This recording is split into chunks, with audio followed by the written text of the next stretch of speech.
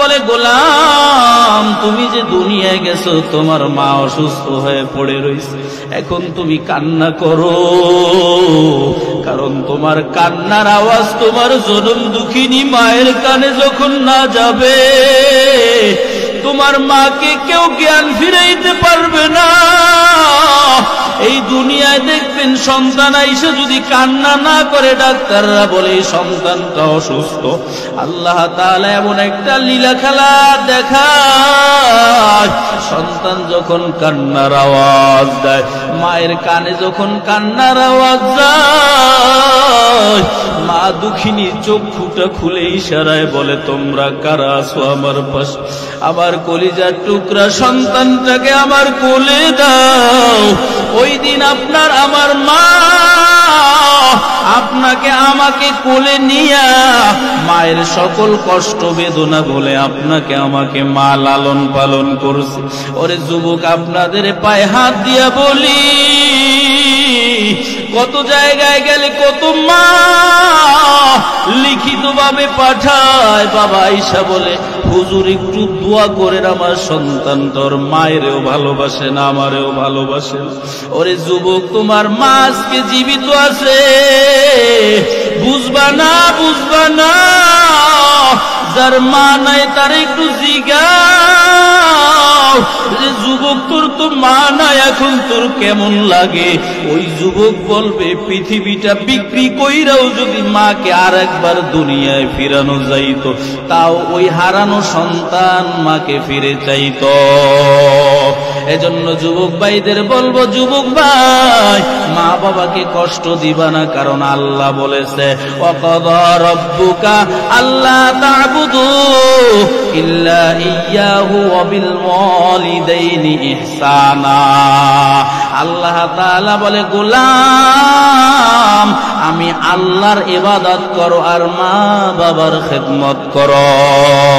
সুবহানাল্লাহ। তাম পৃথিবী শাসন করেছেন চারজন বাদশাহ। এই চারজন বাদশার মধ্যে দুইজন হলো আল্লাহ ওয়ালা মুমিন। এক নাম্বার হইল পয়গম্বর সুলাইমান আলাইহিস সালাতু ওয়াস সালাম। দ্বিতীয় নাম্বার হইল বাদশাহ জুলকারনাইন, যাকে আমরা ইস্কান্দার বাদশাহ বলে চিনি। পয়গম্বর সুলাইমানকে আল্লাহ তাআলা একটা মুজিজার আংটি দিয়েছিল। কেমন মুজিজা দিয়েছিলেন? মুজিজার একটা সিংহাসন তার ছিল, কারণ সারা পৃথিবী শাসন করতে হবে। ওই সিংহাসনটায় কোনো ইঞ্জিল ছিল না, কোনো তৈল লাগতো না। সুবহানাল্লাহ বলেন। পয়গম্বর সুলাইমান যখনই মনে করত আমি এই সিংহাসনটা নিয়া এই বাংলাদেশ থেকে ইন্ডিয়া যাব, ইন্ডিয়া থেকে আমি জাপান যাব, মুজিজা আকাশে ঝুলতে ঝুলতে সিংহাসন নিয়ে রওনা দিত। একদিন পয়গম্বর সুলাইমান রওনা দিল। এক যুবক মাঠে বীজ বপন করতেছে অথবা মাঠে কোনো কাজ করতেছেন। এমন সময় যুবক তাকায় দেখে এত বড় সিংহাসন, কোনো শব্দ নাই। জবানে বইলা দিল সুবহানাল্লাহ। যখনই সুবহানাল্লাহ বলল, যুবক দেখতেছে আবার সিংহাসনটা নিচে নামতেছে। যুবক এবার পেরেশানির মধ্যে পড়ে গেল, কারণ কি সিংহাসন এখানে নামে কেন? যুবক পাগল হইয়া একটা জঙ্গলের মধ্যে পালাইল। পয়গম্বর সুলাইমান নেমে এবার যুবককে খোঁজার জন্য চলে গেল। একটা পর্যায়ে সুলাইমান নবী যুবককে পেয়ে বলে, এই যুবক তুমি এখানে পালাইলা কেন? কয়, আমি সিংহাসন দেখে ভয় পাইছি, এজন্য পালাইছি। এই যুবক বলো, তোমার জবানে তুমি কি বলছো? কারণ আমার সিংহাসন তো এখানে ল্যান্ড করার থামার কোনো কারণ নাই। কয়, আমারে মাফ করবেন হুজুর, আমি যখন দেখছি এত বড় সিংহাসন আশ্চর্য হয়ে আমি সুবহানাল্লাহ বলছিলাম।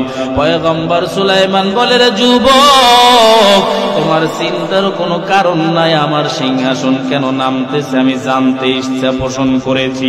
আমি এখন বুঝলাম যেই যুবকের জবানে আল্লাহ তাআলার তাহারাতের সাক্ষ্য দেওয়া হয়, যেই যুবকের জবানে আল্লাহ তাআলার সিফাতি নাম নেওয়া হয়, ওই যুবকের মাথার উপর থেকে আমার সিংহাসন যাইতে পারে না।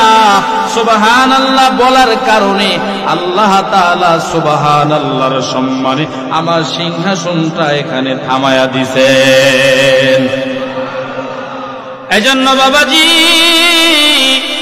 আজকে আপনাদের বয়ানের শুরুতে আমি একটা কথা বলে দেই, আমি নিজেকেও বলি, আমাদের জবানে তো কত ফাহেসা কথা হয়।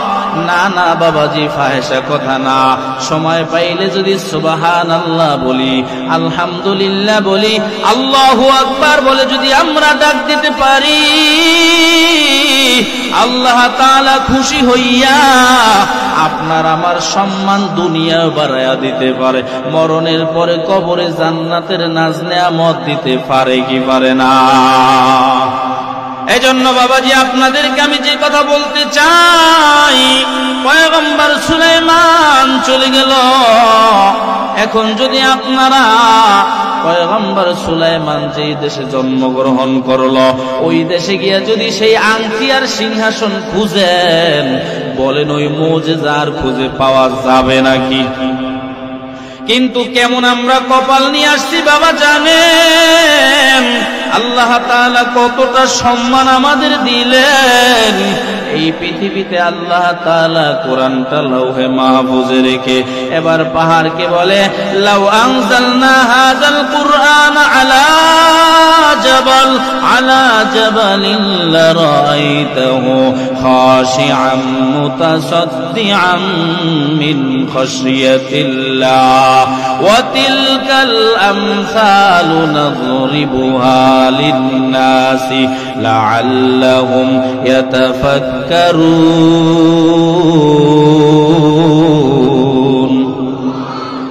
আল্লাহ তাআলা বলে, পাহাড়, তোমার উপরে আমি কোরআনটা নাজিল করতে চাই। পাহাড় সেদিন কান্না করে দিছিল। আজও পর্যন্ত পাহাড়ে যাইবেন যে ঝর্ণার পানিটা আমরা দেখি, ও বাবাজি, ওই যে কোরআনটাকে নাজিল করার কথা বলছিল, পাহাড় সেদিন ক্রন্দন করেছিল। সুবহানাল্লাহ বলে, আজও পর্যন্ত সেই পাহাড়ের ডাল বেয়ে বেয়ে পানি আসে। যেই পাহাড় এতটা উঁচু, এতটা মজবুত, কোরআন দায়বর নিতে পাহাড় চায় না, কারণ ভয় পায়। আর সেই কোরআনটা আপনার আমার নবীর উপরে আল্লাহ নাজিল করলেন, আমাদের জন্য এখনো রাখলেন। এবার বলেন, এই কোরআনের ওজন কম নাকি বেশি? এখন বলতে পারেন, হুজুর তাহলে কোরআন পাহাড়ের উপর দিতে গিয়ে পাহাড় কান্না করছে, আমরা কিভাবে রাখলাম? ও বাবাজি, অনেক সময় আপনার নাতি দেখবেন আবদার করে, দাদা আমি আপনার সাথে বাজারে যাইব, নানা আপনার সাথে আমি বাজারে যাইব। বাজারে গেছেন, 2 কেজি চাল, 3 কেজি ডাল, 4 কেজি আলু, 5 কেজি মরিচ, এরকম করে আপনারা 20 কেজি সওদা করে নিয়ে আসলেন। সওদা করে নিয়ে আইসা ঘরে যখন উঠতেছেন, নাতি ডাক দিয়া বলে, নানি আমি আমার দাদার সাথে নানার সাথে বাজারে গেছিলাম, আমি এই বাজার করে নিয়ে আসছি, দেখেন আমি কাঁধে করে নিয়ে আসছি। নানি বের হয়ে, দাদি বের হয়ে দেখি ঘটনা সত্য। যেই নাতির বয়স, যা বয়স হয়েছে, ওজন আছে 30 কেজি, কিন্তু এই নাতি আবার 20 কেজির ওজন বার করলো কিভাবে? ব্যাগও কাঁধে আছে, সব কিছু ঠিক আছে, ওজনটা বহন করলা কিভাবে? এবার নানি অথবা দাদি খেয়াল করে দেখতেছে, ওর মাথার উপরে নাম মাত্র রাখা হয়েছে, পিছন থেকে দাদা অথবা নানায় ব্যাগটা জাগায়া রাখছে। এমন মাঝে মধ্যে হয় কিনা বলেন? ও বাবাজি, আল্লাহ তাআলা এই কথা বুঝায় যে আমি আল্লাহ তাআলা শুধু নাম মাত্র কোরআনটা তোমাদের উপরে রাখলাম, আর এই কোরআনের জিম্মাদারি আমি আল্লাহ তাআলার কাছে রেখে দিলাম। এখন কথা হইল, কোরআনটা কেমন মুজিজা? আমার আগে আপনাদের সামনে বলে গেল, কোরআনটা এমন একটা কষ্টি পাথর, কয় কোরআনের সাথে যদি কারো সম্পর্ক হয়ে যায়, সাথে সাথে ওই বস্তু বা ওই জিনিসটাও দামি হয়ে যায়। সুবহানাল্লাহ। ও বাবাজি, এজন্য কোরআনের সাথে আমাদের সম্পর্কটা থাকা জরুরি, কারণ ময়দানে মাহশারে কোরআন আল্লাহর সাথে ঝগড়া করবে। সুবহানাল্লাহ বলেন। আল্লাহ, এই বান্দার অন্য আমল কমজোরি থাকলেও দুনিয়ায় বইসা আমার সাথে কোরআনটা, আমার সাথে এই বান্দার সাথে ভালো সম্পর্ক ছিল। আল্লাহ, আপনি আমার সাথে যার সম্পর্ক তারে জাহান্নামে দিতে পারবেন না, তাকে জান্নাতে দিতে হবে। সুবহানাল্লাহ। এইভাবে কবরে রাখার পরে ডান পাশে বাম পাশে পায়ের কাছে আপনার নামাজ, আপনার রোজা, দান, সাদকা, কোরআন তেলাওয়াত আমলগুলো আইসা কবর থেকে আপনাকে শেল্টার দেওয়া শুরু করবে। এখন বলেন, এই কোরআনটার ভালোবাসা আমাদের দিলে নিয়ে সামনে আগানোর দরকার আছে না নাই? এবার বাবাজি, আপনাদের সামনে আমি সেই কোরআন থেকে সূরা পড়েছি, কোরআন থেকে কথা বলবো। কোরআন থেকে কথা বললে, কোরআন থেকে কথা শুনলে, মানলে লাভ কি? আল্লাহকে যদি বলি আল্লাহ কোরআন থেকে শুনবো, কোরআন থেকে মানবো, লাভ কি? আমাদের উপকার কি? আল্লাহ তাআলা বলেন, কিতাবুন আনজালনাহু ইলাইকা লিতুখরিজান নাসা মিনাল যুলুমাতি ইলান নূর। আল্লাহ বলে, গোলাম কোরআন থেকে যদি শোনো, কোরআন থেকে যদি জীবনটা গঠন করতে পারো, তাইলে লাভ কি জানো? তোমরা যদি অন্ধকারাচ্ছন্ন, মানে তোমাদের জীবনটা যদি গুনাহ কইরা ভরপুর করে ফেলাও, আমি আল্লাহ তাআলা সেখান থেকে আলোর সন্ধান দিয়া তোমাকে, তথা তোমাকে আমি আল্লাহ তাআলা মাফ কইরা তোমাকে জান্নাতের মেহমান বানায়া দিব। এজন্য বাবাজি, আপনাদের সামনে আমি কোরআন থেকে তেলাওয়াত করেছি। আল্লাহ তাআলা এই সূরাটার ভিতরে এত সুন্দর আলোচনা রেখেছেন। কেউ যদি এই সূরার আলোকে জীবনটা গঠন করতে পারি, তাইলে দুনিয়ায় সম্মান আছে, দুনিয়ায়ও ভালোবাসা পাবেন, দুনিয়ায় সম্মান পাবেন, দুনিয়ায় মানুষের কাছে গ্রহণযোগ্যতা পাবেন। সর্বশেষ মরণ হইলে, মরণ হইতে দেরি, আপনার আমার কবরে জান্নাতের নাজ নেয়ামত দিতে যিনি দেরি করবেন না, তিনি কে? এবার জবান খুলে আমার সাথে পড়েন, আউযু বিল্লাহি মিনাশ শাইতানির রাজীম, বিসমিল্লাহির রহমানির রহিম, ওয়াত-তিনি ওয়াজ-যাইতুন ওয়া তুরি সিনিন ওয়া হাযাল বালাদিল আমিন, লাকাদ খালাকনাল ইনসানা ফি আহসানি তাকওয়িম। আল্লাহ তাআলা এই সূরাটার মধ্যে প্রথম চারটা শপথ করেছেন। ও বাবাজি, দুনিয়া আমরা কথা বলি, কথা বলতে গিয়া একটা সময় আমরা শপথ বা কসম করে কথা বলি। কেন আমরা কসম খেয়ে কথা বলি? কারণ হইল আমার কথাটা তারা বুঝতে চায় না, অথবা আমার কথার গুরুত্ব বোঝানোর জন্য আমরা কসম খেয়ে কথা বলি। আব্দুর রহমান, তুই অন্যের কথা শুই না, আমারে দোষারোপ করিস না, জান শোন, আমি আল্লাহর কসম করে বলতেছি এই কাজটা আমি কোনোদিন করি নাই। এমন কথা বলি কি বলি না? কেন আমরা কসম করলাম? কথার গুরুত্ব বোঝানোর জন্য। আল্লাহ তাআলা এই সূরাটার মধ্যে চারটা শপথ করলেন। আল্লাহ আমাদের কি বুঝাইতে চায় বাবাজি? অথচ আল্লাহ তাআলা নিজের পরিচয় দিতে গিয়ে কোনো কসম কাটেন নাই। নবীকে বলছে, কুল হুয়াল্লাহু আহাদ আল্লাহুস সামাদ লাম ইয়ালিদ ওয়া লাম ইউলাদ ওয়া লাম ইয়াকুল লাহু কুফুয়ান আহাদ।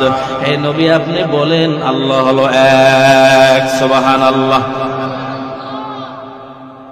আল্লাহর পরিচয় দিতে গিয়ে কোনো কসম করেছেন নাকি? আমাদের সমাজে আমরা যারা আছি, আমি সহ সবাই বলতেছি, আমাদের নামটা জাহির করার জন্য কত ভাবে কত সিস্টেমে আমাদের নামে লকব লাগাই, কত কিছু করি আমার নিজের পরিচয়টা দেওয়ার জন্য। কথা ঠিক না বে ঠিক? আল্লাহ নিজের পরিচয় দিতে গিয়ে কোনো কসম করেন নাই। আল্লাহ তাআলা তাইলে সূরা তিনের মধ্যে 4টা শপথ করলেন কেন? আল্লাহ তাআলা 4টা শপথ করলেন, এখানে কোনো জায়গায় কাঁচা মরিচের কসম খায় না, হয় না বোম্বাই মরিচের কসম, কাঁচা মরিচের কসম। আল্লাহ যা যা বলছে প্রতিটা জিনিস বড় দামি জিনিস। সুবহানাল্লাহ। আল্লাহ তাআলা বলতেছে ওয়াত্তিন, শপথ। বাংলা তিন এর বাংলা অর্থ হলো ডুমুর ফল। সুবহানাল্লাহ বলেন। সুবহানাল্লাহ আসতে বলছেন কেন? আমি জানি যে হুজুর একটা ডুমুর ফল, এইটারে কোরআন শরীফে আল্লাহ তাআলা শপথ করলেন। ডুমুর ফল এটা কেউ ধরে না, কেউ খায় না। আসলে বাবাজি ডুমুর ফল কিন্তু দুই ধরনের, একটা পাহাড়ি অঞ্চলে ডুমুর ফল হয়, বাহিরে পাওয়া যায়, ওটা খুব দামি ফল। আর আমাদের দেশে যেটা হয় এটা তো আমরা কিছু কোনো মনে করি না কিছু। এখন বাবাজি এই ডুমুর ফল সম্বন্ধে একটু শুনি। আপনি আমি জানি আপনার আমার আব্বাজান আদম আলাইহিস সালাতু ওয়াস সালাম ছিলেন কোথায়? জবান খুলে বলেন কোথায় ছিল? আপনারা রাগ হইতেছেন নাকি? রাগ হয়ে যদি না হন তাহলে আমার একটু বুঝতে হবে যে একটা কথা হইলো যে আপনারা আমার সামনে অনেক বৃদ্ধ বাবাজি আছেন, বেয়াদবি মাফ করবেন, আমি মাফ চাই আপনাদের কাছে।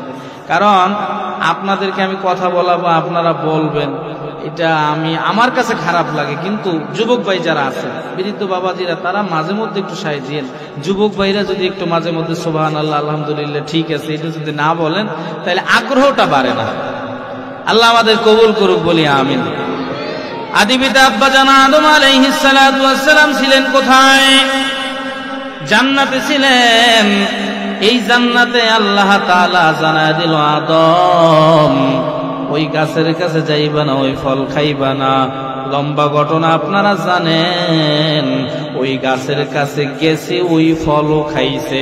খাওয়ার পরে সাথে সাথে আল্লাহ তাআলা জান্নাতের পোশাকগুলো আব্বাজান আদম এবং আম্মাজান হাওয়া আলাইহিস সালাতু ওয়াস সালামের শরীর থেকে খোলা শুরু হয়ে গেল। এখন কথা হইল কেন এই জান্নাতি পোশাক খোলা শুরু হইল? এখানে সবচেয়ে বড় যে কাজ করলো মিস্টার ইবলিস, কত সুন্দর ভাবে বুঝাইল। তাদের বুঝের কারণে ওই গাছের কাছে গেছে, ওই ফল খাইছে। এখন যে ইবলিস ওই জান্নাতে চক্রান্ত কইরা আমাদের আব্বাজান এবং আম্মাজানের পোশাক খোলাইলো, ওই ইবলিসের মিশন আজও আমাদের সমাজে চালু আছে না নাই? মা বোনদের কি সুন্দর বুঝায়, কয় বাজারে নতুন একটা পোশাক আসছে, এ মা এ বোন যা বাজারে গিয়ে ওই পোশাকটা নিয়ে আয়। বাজারে গিয়া দেখে যে এখন যে জামাটা পরবে কামিজ, এই কামিজটা হাঁটুর উপরে। এবার সালোয়ার যেটা পরবে টাকনুর 1 বিঘা উপরে। কয় এটা নতুন মডেল আসছে, কিনলি তোরে বড় সুন্দর দেখাবে। আসলে এটা তো দোকানদার বুঝায় না, দোকানদারের উপরে মিস্টার ইবলিস বর কইরা আমার মা বোনদের পোশাক খাটো করার মিশন আজও সমাজে চালু আছে না নাই? এখন মা বোনরা অবশ্যই চতুর। মা বোনদের বলবো, মা গো কয়দিন দুনিয়ায় থাকবারে বোন, একদিন তোমারও যাইতে হবে, আমারও যাইতে হবে। এই দুনিয়ায় আল্লাহ এবং আল্লাহর রাসূল যেভাবে বলছে ওইভাবে চইলা এই সাময়িক সময়টা যদি পার কইরা যাইতে পারি, স্থায়ী ঠিকানা কবরে শান্তিতে আমাদের যিনি রাখবেন তিনি কে? ও তুই এই দুনিয়ার মায়ায় পড়ে করছো কত বাহানা, এ যে নয় তোরা আসল বাড়ি, কবর যে তোর আসল ঠিকানা। কথা ঠিক না বে ঠিক? এ যে নয় তোরা আসল বাড়ি, কবর যে তোরা আসল ঠিকানা। পূর্বপুরুষ যারাই ছিল একে একে সব হারালো, পূর্বপুরুষ যারাই ছিল একে একে সব হারালো। তুমি আমি কেউ রব না, দিতে হবে রওনা। এ যে নয় তোরা আসল বাড়ি, কবর যে তোর আসল ঠিকানা। কথা ঠিক না বেঠিক? এজন্য বাবাজি কবরে যাওয়ার জন্য এই দুনিয়ায় যতদিন আমরা থাকবো, আজ হোক বা কাল হোক আপনার আমার মরণ হয়ে যেতে পারে। যেহেতু এখন বেঁচে আছি, এখন থেকেই নিয়ত গ্রহণ করি, নিয়ত পাকা করি, আল্লাহ আপনি আমাদের যতদিন বাঁচায়া রাখবেন, আপনার হুকুম নবীর তরিকায় চলব, সাথে সাথে আমাদের চিরন্তন শত্রু ইবলিসের ওয়াসওয়াসার থেকে আমাদেরকে আল্লাহ আপনি হেফাজত করেন। জোরে কোন আমিন। এবার আদম এবং হাওয়া আলাইহিস সালাতু ওয়াস সালাম দেখতেছেন জান্নাতের পোশাক খোলা শুরু। ও বাবাজি, স্বামী স্ত্রী অবশ্যই তাদের অন্তরঙ্গ সম্পর্ক, কিন্তু কোনো কারণ ছাড়া অনাকাঙ্ক্ষিত ভাবে যদি উভয়ের সামনে যদি বস্ত্রহীন অবস্থায় থাকে, বলেন লজ্জা আছে না নাই? আদম নবী এবার লজ্জা পাইতেছে, হাওয়াও লজ্জাবতী। এখন তাড়াতাড়ি চিন্তা করলো, পোশাক খোলা শুরু হয়ে গেল। আদম নবী তাড়াতাড়ি একটা গাছ থেকে পাতা ছিঁড়া তার লজ্জা স্থান ডাকলো, হাওয়াও ওই গাছ থেকে পাতা ছিঁড়ে লজ্জা স্থানটা ডাকলো। কয় যেই গাছ দিয়া পাতা ছিঁড়া তাদের লজ্জা স্থান ডাকলো, ওই গাছটার নামই ছিল ডুমুর গাছ। সুবহানাল্লাহ। তাইলে আল্লাহ তাআলা জান্নাতি গাছ, জান্নাতি ফলের শপথ করলেন। আল্লাহ বলেন ওয়াত্তিনি ওয়াজ্জাইতুন। আল্লাহ তাআলা সর্বপ্রথম শপথ করলেন ডুমুর ফলের। 2 নাম্বার শপথ হয় আঙ্গির, মানে বাংলা অর্থ হইল জলপাই ফল। সুবহানাল্লাহ বলেন। আমাদের সমাজে জলপাই ফলটাকে আমরা তো কিছুই মনেই করি না।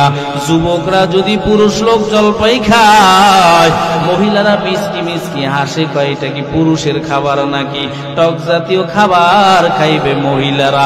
বলেন এমন কথা আছে না নাই? কয় পরীক্ষার দিন সকালবেলা সন্তানটাকে ডিম খাওয়ায়ও না, ডিম খাওয়াইলে পরীক্ষার পেপারে ডিম পাইবে, ফলাফল গোল গোল পাবে, বলে কিনা?